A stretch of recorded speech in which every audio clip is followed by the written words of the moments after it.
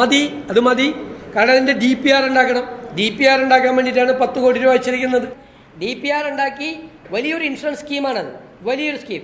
ആ scheme DPR രൂപപ്പെടുത്തി വരുമ്പോഴാണ് സർക്കാരിൻ്റെ കോൺട്രിബ്യൂഷൻ എത്രയാണെന്ന് മനസ്സിലാകുന്നത്, സ്റ്റേറ്റിൻ്റെ കോൺട്രിബ്യൂഷൻ എത്രയാണ്, ഇനി ഏതെങ്കിലും കാറ്റഗറിയിൽപ്പെട്ട ആളുകളുടെ കോൺട്രിബ്യൂഷൻ വേണോ. ഇപ്പോൾ പാവപ്പെട്ടവൻ്റെ നിന്ന് കോൺട്രിബ്യൂഷൻ മേടിക്കണ്ട. പക്ഷേ 1 ലക്ഷം രൂപ 1.5 ലക്ഷം രൂപ വരുമാനമുള്ള ഒരാൾ ആ ഇൻഷുറൻസിൻ്റെ പരിധിയിൽ വന്നാൽ അയാൾക്ക് വേണ്ടി സ്റ്റേറ്റ് കൊടുക്കണം. അപ്പോൾ കാറ്റഗറി നിശ്ചയിക്കും ഇൻഷുറൻസ് സ്കീമിൽ, പാവപ്പെട്ടവരെ സഹായിക്കാനാണ്. അപ്പോൾ അതിനുവേണ്ടി കാറ്റഗറി നിശ്ചയിക്കുമ്പോൾ അതിനൊരു DPR വേണം. ഇൻഷുറൻസ് കമ്പനികളുമായി സംസാരിക്കണം. അത് തയ്യാറാക്കിയിട്ട് അതിനു വേണ്ടിയിട്ടാണ് ആ ഇൻഷുറൻസ് സ്കീമിന് പ്രാരംഭ ചെലവുകൾക്കാണ് 10 കോടി രൂപ മുടക്കിയത്. എല്ലാവർക്കും സുഖാണെന്ന് വിശ്വസിക്കുന്നു.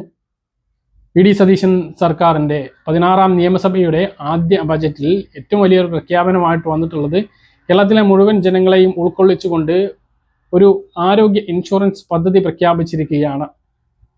ഉമ്മൻചാണ്ടി മെമ്മോറിയൽ ഇൻഷുറൻസ് പദ്ധതി പ്രഖ്യാപിച്ചപ്പോൾ നിലവിലുള്ള ഒരു ഇൻഷുറൻസ് പദ്ധതിയും നിർത്താതെ തന്നെയാണ് പ്രഖ്യാപിച്ചിട്ടുള്ളത്.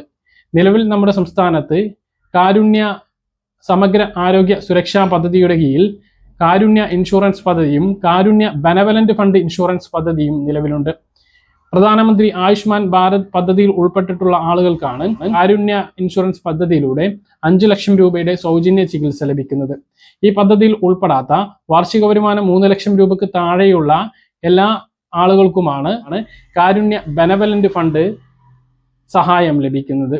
അത് 2 ലക്ഷം രൂപയുടെ സഹായമാണ് ബെനവലന്റ് ഫണ്ട് വഴി ലഭിക്കുക. കിഡ്നി രോഗികൾക്ക് മാത്രം, കിഡ്നി മാറ്റിവെക്കലിന് മാത്രം 3 ലക്ഷം സഹായവും ലഭിക്കും. ഇതിലൊന്നും പെടാൻ കഴിയാത്ത ആളുകൾക്ക് കൂടി ഉപകാരപ്പെടുന്ന ആളുകൾക്ക്, ഇതിൽ ഉൾപ്പെടുന്ന ആളുകളെ കൂടി ഉൾപ്പെടുത്തിക്കൊണ്ടാണ് ഉമ്മൻചാണ്ടി ആരോഗ്യ ഇൻഷുറൻസ് പദ്ധതി നടപ്പിലാക്കുന്നത്.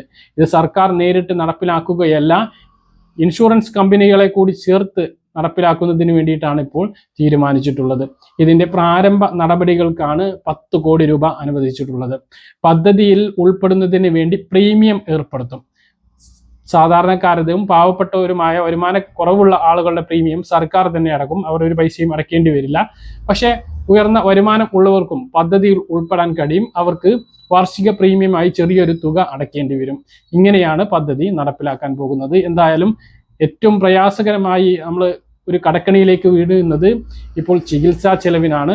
അതിനൊരു പരിഹാരം ഈ ഒരു സർക്കാർ കൊണ്ടുവരുന്നു എന്നുള്ളത്, അത് ആദ്യ ബജറ്റിൽ തന്നെ പ്രഖ്യാപിക്കുന്നു എന്നുള്ളതും വളരെ പ്രധാനപ്പെട്ട കാര്യമാണ്. ഇതേക്കുറിച്ച് നിങ്ങളുടെ അഭിപ്രായങ്ങൾ താഴെ കമൻ്റായിട്ട് രേഖപ്പെടുത്തുക.